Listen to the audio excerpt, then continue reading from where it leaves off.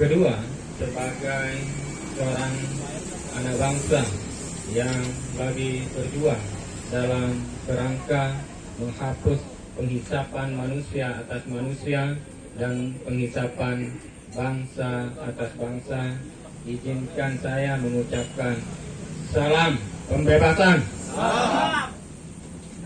Baik, kawan-kawan, tadi Bung Rahman Rofiki sebagai pejabat sementara Ketua DPK zaman Lombok Timur mengingatkan kita apa sesungguhnya yang menjadi materi dari pledoi kalau bahasa hukumnya, atau materi pembelaan Soekarno yang kita kenal pledoi itu dengan judul Indonesia Menggugat. Nah, kenapa Soekarno memilih bahwa istilah Indonesia Menggugat? Karena berabad-abad lamanya sumber daya alam kita dikuasai oleh imperialisme Barat, atau bahasa sederhananya sumber daya alam kita itu dikeruk habis oleh bangsa-bangsa penjajah.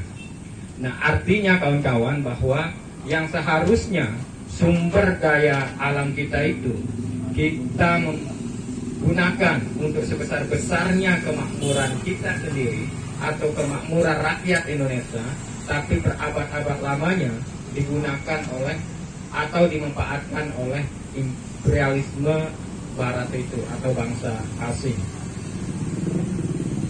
Dalam konteks kita berbangsa dan bernegara, tentu dalam hierarki pemerintahan itu ada namanya kabupaten kota, kawan-kawan.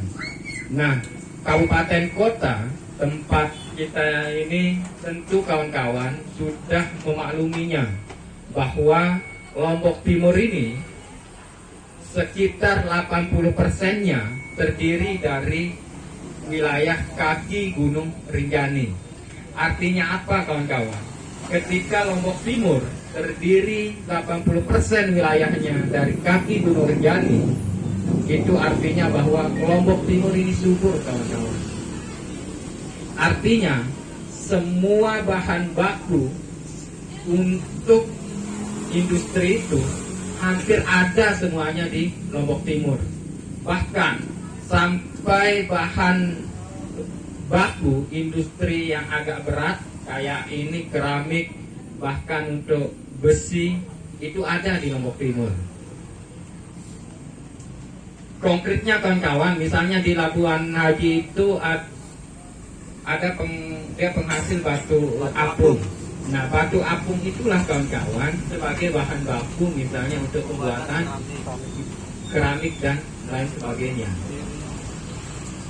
Atau di ini Pogading ada pasir besinya, kawan-kawan.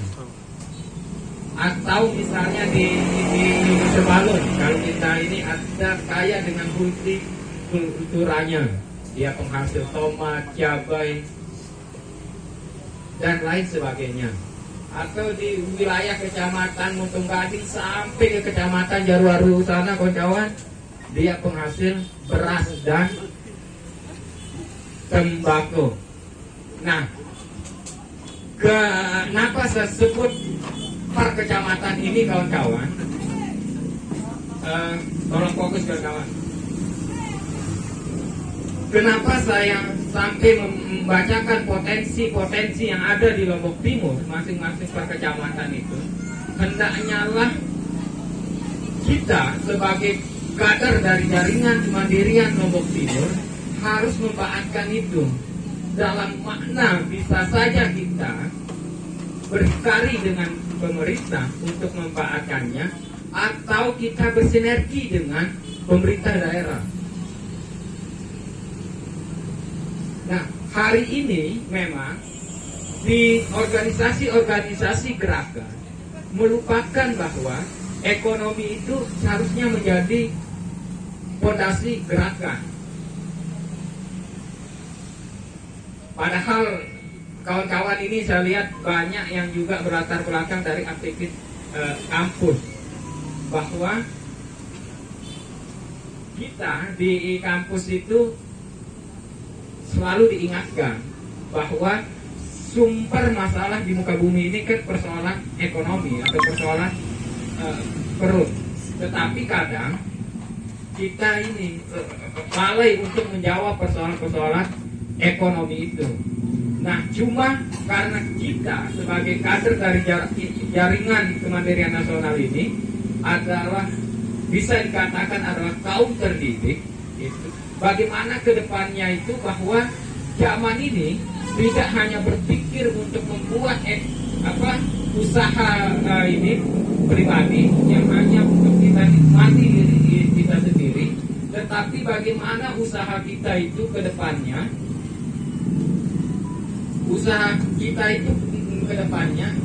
kita memberikan manfaat untuk orang lain. Yang misalnya taruhlah kayak lesehan ini misalnya aja, ya ada beberapa ini pekerja yang bisa bekerja di sana. Nah, kebetulan di jaringan Kemandirian Nasional Lombok Timur ini kan kita dari ini berbagai latar belakang lah itu. Yang saya lihat juga ada kawan-kawan advokat, ada kawan pekerja, ada pengusaha. Nah, makanya saya sangat mengapresiasi bahwa ketika buka puasa ini mengambil tema merajut langkah mendorong Lombok Timur menemukan kembali jalannya kemandirian ekonomi. Nah, artinya kawan-kawan, lagi sekali saya ingin mempertegas bahwa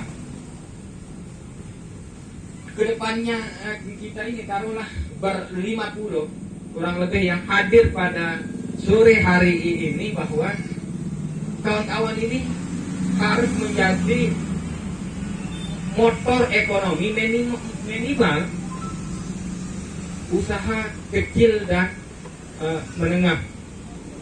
Nah, makanya besok kedepannya harus kawan-kawan aktif untuk mendiskusikan tentang minimal membaca peluang-peluang apa yang ada di pilihan atau kandidat tempat usaha kawan-kawan. Nah, sehingga kawan-kawan nanti pengurus itu jelas misalnya apa ini programatik ke depannya. Pengurus itu mengunjungi misalnya perbankan untuk dia membuat atau bukakan jaringan ke kawan-kawan tentang permodalan. Nah, cuma kan kawan-kawan itu harus serius membaca potensi apa yang ada di kampungnya masing-masing. Kalau di Tirpas misalnya dia penghasil kultura. Nah, sementara zaman ini kan punya jaringan nasional. Ya, dia aktif zaman Lombok Timur mengkontak wilayah, nanti wilayah mengkontak zaman di wilayah atau provinsi yang lainnya, sehingga kita bisa saling kirim mengirimi barang. Gitu. Misalnya kawan-kawan penghasil apalah jambu misalnya, ya kita kontak kawan-kawan mana yang membutuhkan jambu. Atau kawan-kawan misalnya butuh apel misalnya, tinggal kontak kawan-kawan zaman misalnya, karena daerahnya penghasil apel. Nah, kayak itu yang ini kita hidupkan kawan-kawan. Makanya saya ingin menegaskan kembali bahwa arah kita ke depannya itu harus fokus ke bagaimana ekonomi pemberdayaan. Nah, ada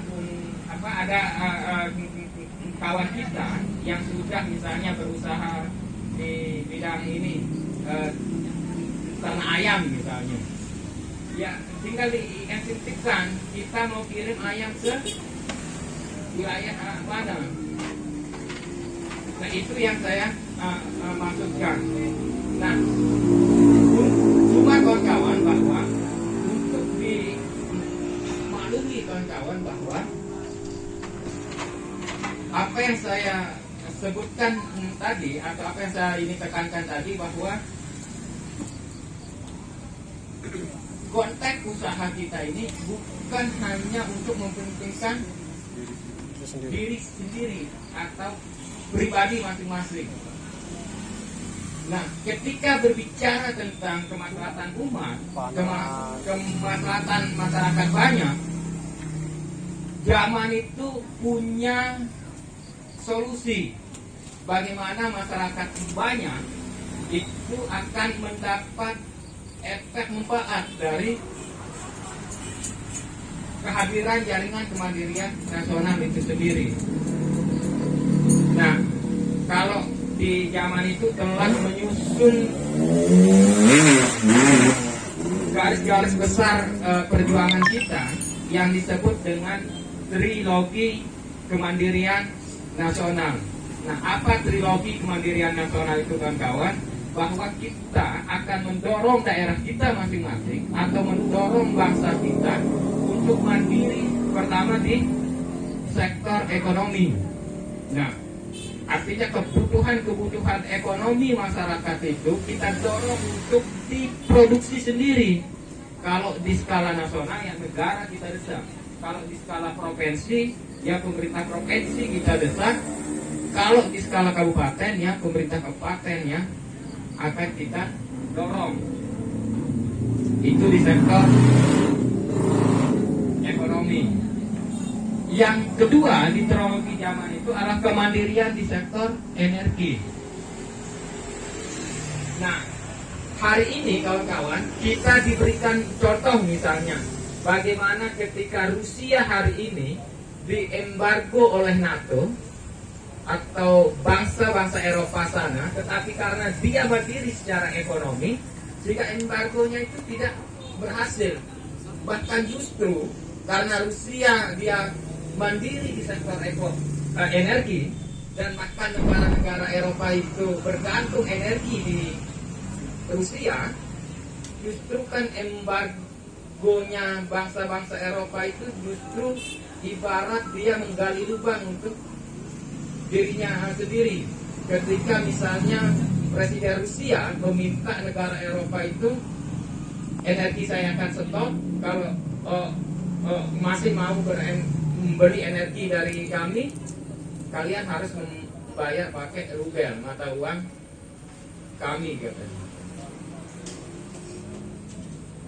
Nah, bangsa kita kawan-kawan termasuk salah satu yang mempunyai energi itu baik dari energi matahari, energi fosil maupun energi-energi alam lainnya seperti air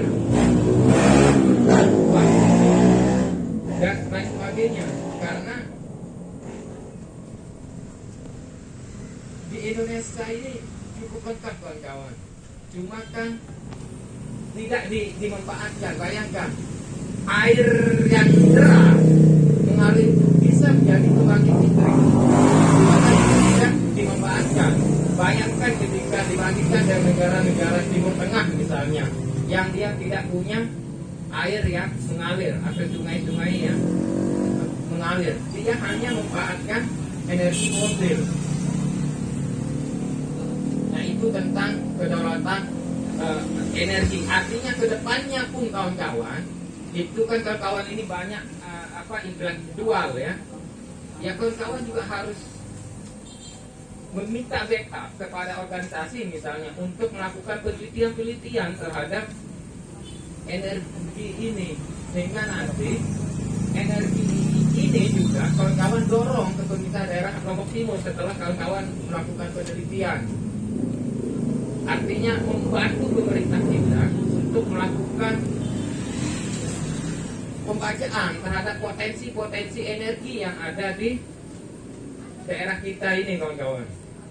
Nah itu yang kedua tentang trilogi perjuangan kita, yakni kemandirian energi. Nah yang ketiga dari trilogi kita itu adalah kemandirian maritim. Nah Lombok Timur ini kawan-kawan, di wilayah selatan sama wilayah timurnya itu terdiri dari lautan atau selat lah. Kalau wilayah selatan itu berbatasan langsung dengan Samudra Hindia, kawan, atau Australia. Nah kalau di wilayah timur itu ada selat Selat Alam. Artinya bahwa kawan-kawan yang berada di pesisir pantai ini kan bisa membaca peluang usaha apa yang ada di sana, sehingga tidak hanya dimanfaatkan oleh investor luar. Bayangkan di wilayah selatan itu kawan-kawan, bahwa sekarang itu kan potensi pariwisata maupun budidaya ikan lautnya, ada kerapu, lobster, udang dan lain sebagainya, itu kan dimanfaatkan oleh investor saja kawan-kawan. Sementara kawan-kawan ini saya lihat banyak juga yang ini tuan tanah itu. Kenapa tidak memanfaatkan itu? Atau di samping saya ini kebetulan ini Bung Safiin namanya ini, beliau rumahnya di desa apa namanya? Desa Gres. Dia penghasil ini kelapa di sana. Cuma Bung Safiin ini sudah lama dia hanya menjual bahan baku. Kenapa tidak kedepannya itu dia membuat industri olahan dari bahan baku kelapa itu? Terlebih hari ini misalnya kan ada krisis minyak ya, karena Bung Safiin tidak memanfaatkan membuat bahan baku kelapa ini menjadi barang jadi atau minyak, ya Bung Safiin tidak memanfaatkan hasilnya. Padahal kawan-kawan, minyak jelang itu, kalau kita berpikir ya, minyak jelang itu mendapatkan tempat atau hati tersendiri di masyarakat Sasak. Kalau minyak jelang ini dikemas dengan standar nasional Indonesia, kan bisa organisasi masukkan di retail modern ini. Nah itu yang saya maksudkan. Di samping kita akan kirim bertukar produk dengan jaringan kemandirian nasional di provinsi yang ada di Indonesia.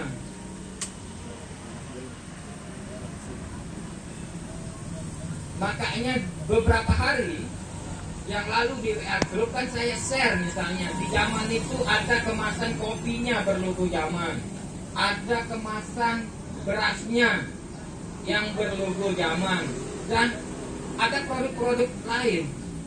Nah, Zaman Lombok Timur kedepannya harus mempunyai ini produk-produk andalan.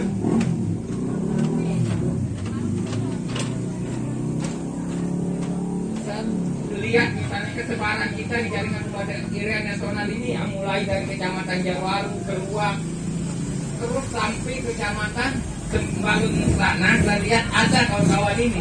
Nah tinggal itu, ayo kita konkretkan ke depannya, Bu. Kita buat kemasannya, itu kan kita menjadi tuan di daerah kita masing-masing. Kita usahakan pemasarannya, kita masukkan di retail-retail ini, kita bangun kerjasama dengan retail-retail ini, sehingga masyarakat Lombok Timur memakai ini produk dari dalam Lombok Timur sendiri. Nah ketika berlimpah baru kita jual ke luar.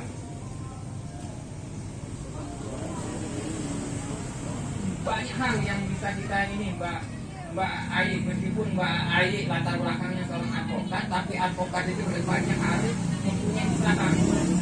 Nah, zaman ini lagi sekali fokus kita adalah bagaimana menciptakan wirausaha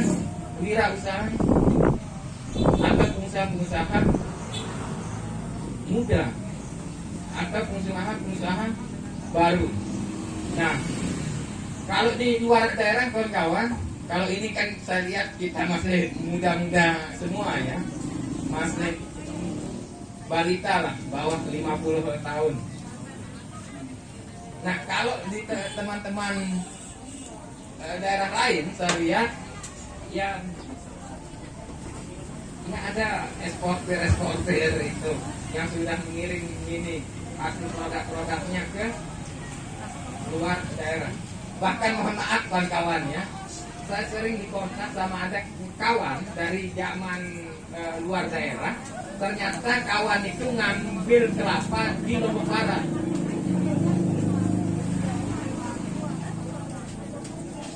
Artinya bahan baku yang ada di NTB ini dimanfaatkan oleh kawan-kawan zaman di luar daerah. Kalau kawan-kawan misalnya mau berusaha dalam ini partai besar misalnya ya, mau partai besar, mau keluar ke luar negeri juga bisa, kita punya jaringannya, akan menjadi eksportir misalnya. Bahkan sepengetahuan saya, ketua umum jaringan kemandirian nasional itu dia usaha bawang putih. Dia eksportir bawang putih. Nah, sementara kan selalu itu juga pengetahuan saya adalah penghasil bawang putih.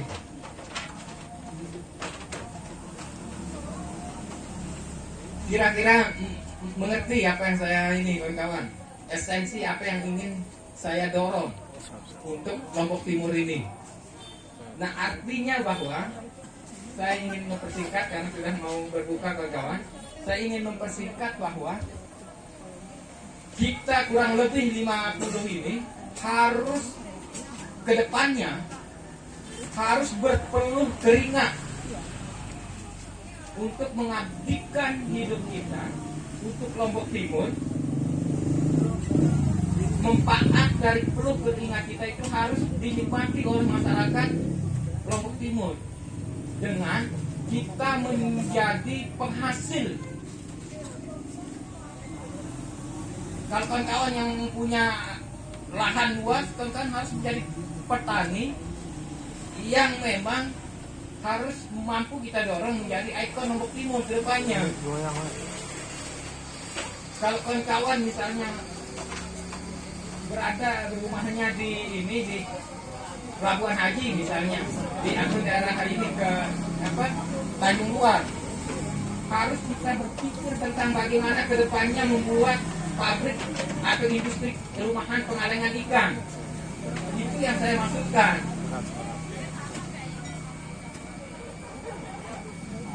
Kawan-kawan buat ini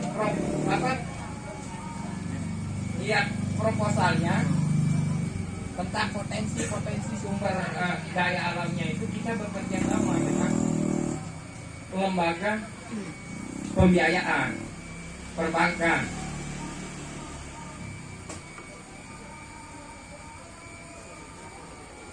Kayak Bung Burhan sudah jalan usaha ini ternaknya.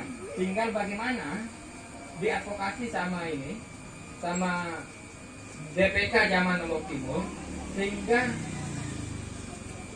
ternak yang ada di Lombok Timur ini menjadi prioritas untuk dikonsumsi oleh masyarakat Lombok Timur. Artinya di sini butuh memang sinergi dengan pemerintah daerah Lombok Timur, karena selama ini mohon maaf ya, taruhlah, makanya saya senang lihat kemarin ketika di ini program itu yang awalnya telur ini dari provinsi Bali yang masuk, tetapi karena ada advokasi dari banyak pihak sehingga telur Lombok Timur misalnya ya itu yang dipakai di ini program BPNT. Ya saya pikir esensi yang saya sudah sampaikan kawan-kawan lagi sekali saya pertegas mampu untuk ditangkap. Ya artinya sebalik dari kita ini kita sudah mulai berpikir tentang potensi usaha yang apa yang ingin kita ambil, yang ingin kita kembangkan. Tetapi saya ingin itu dalam bentuk, kalau bentuknya industri rumahan, itu nanti akan kita memakai standar nasional. Didiskusikan di Dewan Pimpinan Kabupaten maupun kota apa kebutuhannya. Ketika butuh perizinan, kita advokasi barang-barang. Ketika butuh modal, kita advokasi barang-barang. Tugas kawan-kawan ini adalah membaca potensi bahan baku yang ada di di daerah kawan-kawan. Saya pikir itu kawan-kawan ya, itu yang dimaksud bagaimana merajut langkah mendorong Lombok Timur untuk menemukan kembali jalannya ke mandirian. Karena lagi sekali kawan-kawan, di data yang saya pegang bahkan beras saja masih banyak dari Kabupaten Lombok Tengah yang masuk dan dari Pulau Sumbawa. Kenapa ini potensi besar kawan-kawan untuk kita dorong juga, kita ini mendorong penduduk Lombok Timur atau lebih khusus anggota jaringan kemandirian nasional, salah satu usahanya fokus di beras besok. Saya pikir itu kawan-kawan ya. Oh, ya karena azan kawan-kawan, saya pikir saya akan cukupkan dulu. Ila akhir cukup sudah jadi bangsa kulit, bangkit menjadi bangsa mandiri. Wallahul muwaffiq ila aqwamit thoriq. Wassalamualaikum warahmatullahi wabarakatuh.